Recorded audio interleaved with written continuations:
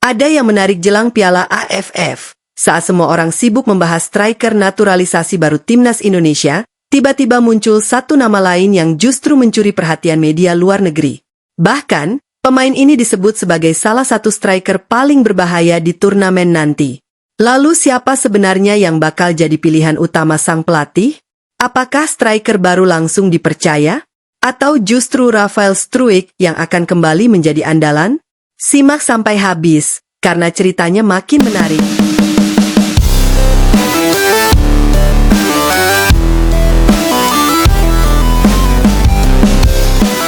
Hitung mundur menuju Piala AFF kini memasuki fase paling menentukan. Timnas Indonesia terus mematangkan persiapan demi satu target besar, membawa pulang gelar juara yang sudah lama dinantikan para pendukung Garuda.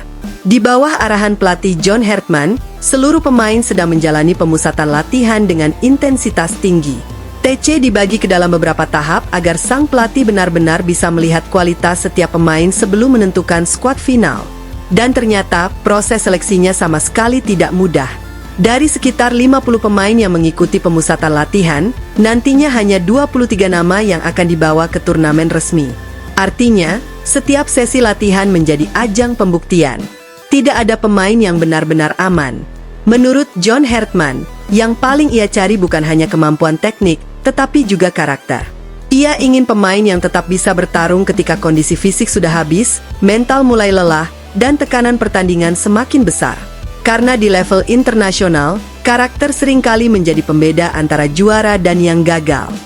Meski hanya membawa 23 pemain, amunisi timnas Indonesia kali ini tetap terlihat sangat menjanjikan. Perpaduan pemain lokal dan pemain keturunan membuat skuad Garuda memiliki banyak variasi permainan.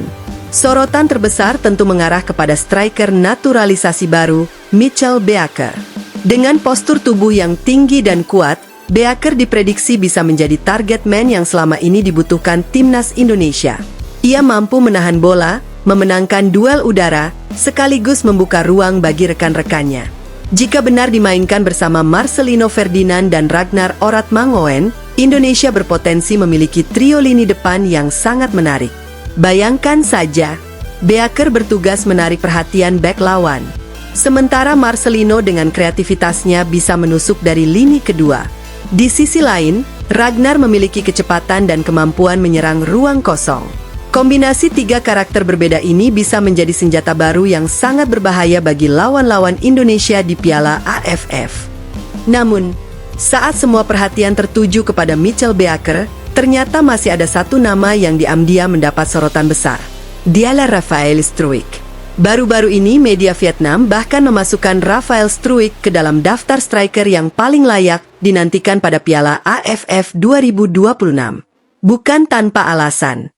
Mereka menilai Struijk merupakan penyerang modern yang memiliki paket lengkap. Bukan hanya piawai mencetak gol, tetapi juga mampu membuka ruang, bergerak tanpa bola, dan menjadi ancaman dari berbagai posisi di lini depan. Bahkan media tersebut menyebut Rafael Struijk sebagai salah satu striker muda Indonesia yang paling menarik perhatian pecinta sepak bola Asia Tenggara. Tentu saja penilaian itu membuat nama Struijk kembali menjadi perbincangan. Namun muncul satu pertanyaan besar. Kalau memang dipanggil ke timnas, kenapa sampai sekarang Rafael Struijk belum terlihat bergabung bersama skuad yang sedang menjalani pemusatan latihan? Situasi ini langsung memunculkan berbagai spekulasi. Sebagian supporter mulai bertanya-tanya apakah Struijk benar-benar akan tampil di Piala AFF. Ada pula yang menduga dirinya kemungkinan bakal absen. Sampai saat ini belum ada kepastian mengenai situasi tersebut.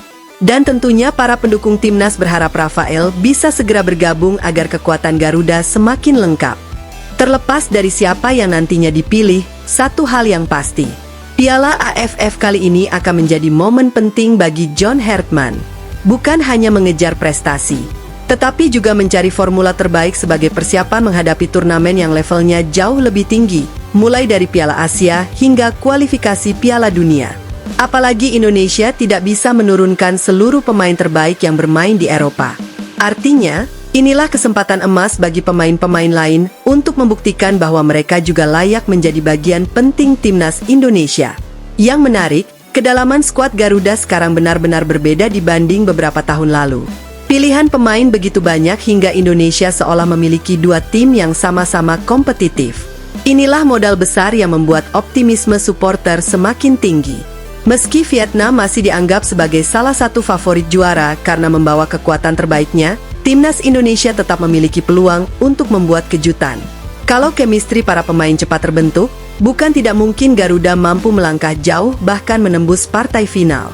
Sekarang semuanya kembali kepada keputusan sang pelatih. Siapa yang akan masuk 23 pemain terakhir? Siapa yang bakal jadi ujung tombak utama? Dan siapa yang akhirnya harus rela tersingkir? Kalau menurut kalian, apakah Mitchell Baker layak langsung menjadi striker utama timnas Indonesia? Atau justru Rafael Struijk yang seharusnya tetap dipercaya? Tulis pendapat kalian di kolom komentar. Jangan lupa juga like, subscribe, dan aktifkan lonceng notifikasi supaya tidak ketinggalan update terbaru seputar timnas Indonesia dan dunia sepak bola. Namun satu hal yang tidak bisa dipungkiri, persaingan di dalam skuad timnas Indonesia sekarang benar-benar berbeda dibanding beberapa tahun lalu. Kalau dulu pelatih mungkin kesulitan mencari pemain yang siap tampil, sekarang justru kebalikannya. Terlalu banyak pemain berkualitas, sehingga setiap keputusan pasti menimbulkan pro dan kontra. Setiap posisi memiliki lebih dari satu kandidat. Mulai dari penjaga gawang, lini tengah, hingga lini depan, semuanya diisi pemain yang sama-sama punya kualitas untuk menjadi starter. Inilah yang membuat keputusan John Hartman menjadi semakin sulit.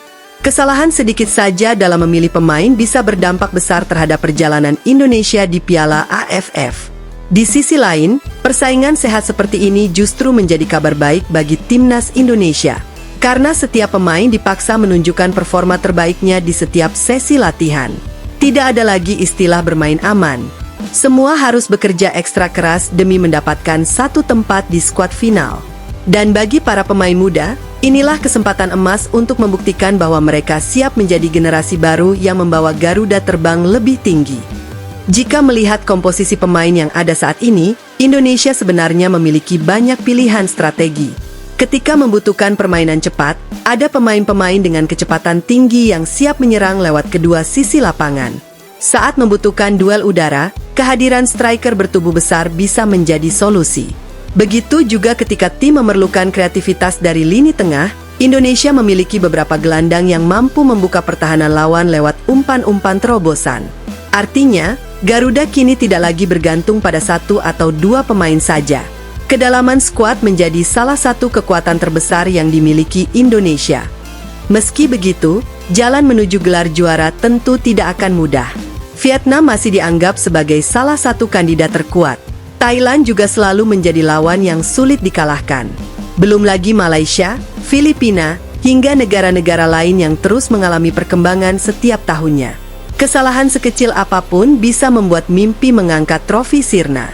Karena itu, kekompakan tim akan menjadi faktor yang jauh lebih penting daripada sekadar nama besar pemain.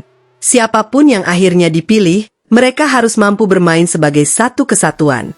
Sebab di turnamen seperti Piala AFF, kerja sama tim seringkali lebih menentukan dibanding kualitas individu. Kini semua mata tertuju pada pengumuman skuad final. Siapa yang akan bertahan? Siapa yang harus mengubur impian tampil di Piala AFF? Dan siapa yang nantinya menjadi pahlawan baru bagi jutaan pendukung Garuda? Jawabannya tinggal menunggu waktu.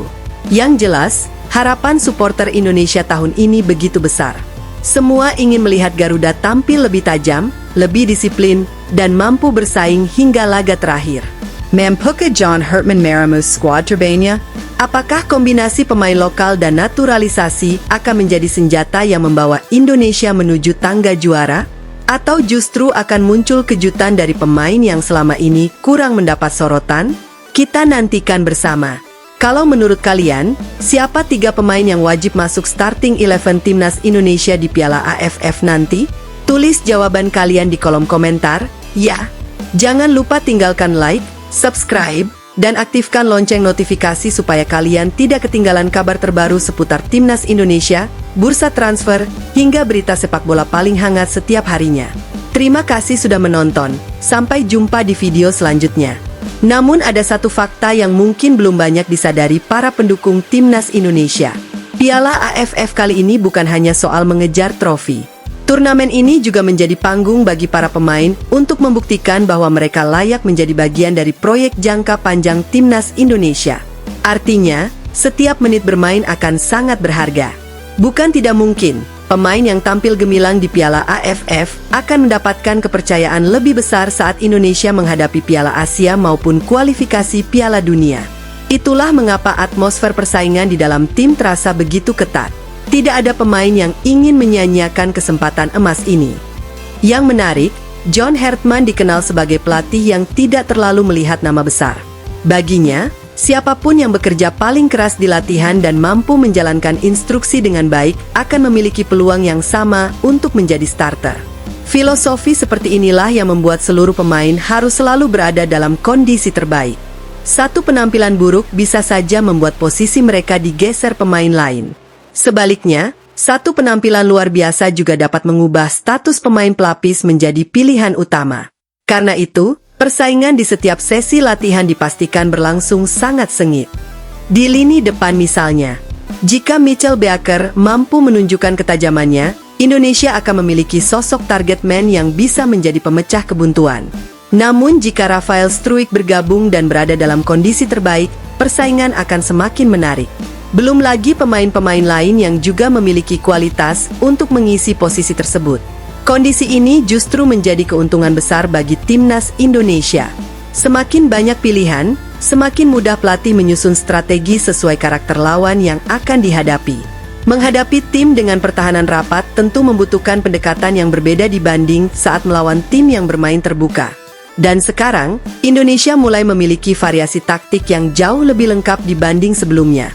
Di atas kertas, skuad Garuda memang terlihat semakin menjanjikan. Namun sepak bola tidak pernah dimenangkan hanya lewat nama besar. Kerja sama, disiplin, mental bertanding, dan kemampuan memanfaatkan peluang tetap menjadi penentu utama. Itulah sebabnya setiap pertandingan di Piala AFF nanti akan menjadi ujian sesungguhnya. Apakah Indonesia benar-benar siap bersaing dengan para raksasa Asia Tenggara? Ataukah masih ada pekerjaan rumah yang harus diselesaikan? Jawabannya akan segera kita saksikan saat peluit pertama dibunyikan. Satu hal yang pasti, jutaan pasang mata akan kembali memberikan dukungan penuh kepada Garuda. Karena di setiap pertandingan, selalu ada harapan baru. Dan di setiap harapan, selalu ada mimpi untuk melihat Indonesia akhirnya berdiri di podium tertinggi Asia Tenggara. Bagian ini bisa langsung disambungkan ke penutup dan ajakan komentar agar keseluruhan naskah berdurasi sekitar 13-15 menit dengan tempo yang tetap menarik. Namun masih ada satu pertanyaan yang sampai sekarang belum benar-benar terjawab. Siapa yang nantinya akan menjadi pemain paling bersinar di Piala AFF? Apakah striker naturalisasi baru yang langsung mencuri perhatian? Atau justru pemain-pemain yang selama ini sudah menjadi tulang punggung Timnas Indonesia? Pertanyaan itu memang belum memiliki jawaban. Tetapi satu hal yang menarik, setiap turnamen besar selalu melahirkan sosok pahlawan baru yang sebelumnya tidak terlalu diperhitungkan. Bisa saja seorang pemain muda tiba-tiba tampil luar biasa. Bisa saja seorang pemain pelapis justru menjadi penentu kemenangan di laga penting. Bahkan bukan tidak mungkin, pemain yang awalnya hanya diproyeksikan sebagai cadangan justru menjadi top skor tim. Itulah indahnya sepak bola. Tidak ada yang benar-benar bisa diprediksi sebelum pertandingan dimulai. Di sisi lain, tekanan yang akan dihadapi para pemain Indonesia juga tidak ringan. Mereka bukan hanya membawa nama pribadi atau klub yang dibela. Mereka membawa harapan jutaan supporter yang selalu memenuhi stadion maupun memberikan dukungan dari rumah. Setiap gol akan disambut dengan sorak-sorai. Setiap kemenangan akan menjadi kebanggaan seluruh bangsa. Namun di saat yang sama, setiap kesalahan juga akan menjadi sorotan. Karena itulah mental bertanding menjadi modal yang tidak kalah penting dibanding kemampuan teknik. Pemain yang mampu tetap tenang di bawah tekanan, biasanya akan tampil lebih efektif ketika pertandingan memasuki momen-momen krusial. Selain itu, faktor kebugaran juga akan sangat menentukan. Jadwal pertandingan yang padat membuat rotasi pemain hampir pasti dilakukan. Disinilah kedalaman skuad Indonesia akan diuji. Apakah pemain pengganti mampu memberikan kualitas yang sama ketika dipercaya tampil? Atau justru permainan tim akan menurun saat beberapa pemain inti diistirahatkan? Pertanyaan-pertanyaan seperti ini yang nantinya akan dijawab sepanjang turnamen berlangsung. Yang membuat publik semakin optimistis adalah perkembangan timnas Indonesia dalam beberapa tahun terakhir memang terlihat cukup signifikan. Kualitas individu pemain meningkat. Pengalaman bertanding di level internasional juga semakin bertambah. Ditambah lagi, banyak pemain muda yang mulai mendapatkan menit bermain di kompetisi profesional. Semua itu menjadi modal penting untuk menghadapi persaingan di Asia Tenggara yang semakin kompetitif.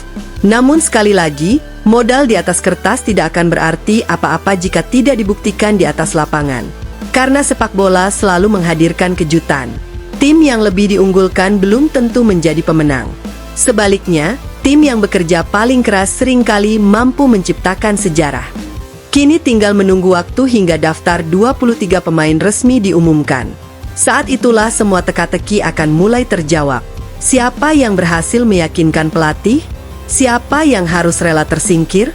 Dan siapa yang nantinya menjadi andalan baru timnas Indonesia di Piala AFF? Satu hal yang pasti, semoga siapapun yang terpilih benar-benar mampu memberikan yang terbaik untuk Merah Putih. Karena pada akhirnya, yang paling penting bukan siapa yang mencetak gol atau menjadi sorotan, melainkan bagaimana seluruh pemain bisa berjuang bersama demi membawa Garuda terbang setinggi mungkin dan mengharumkan nama Indonesia di hadapan Asia Tenggara.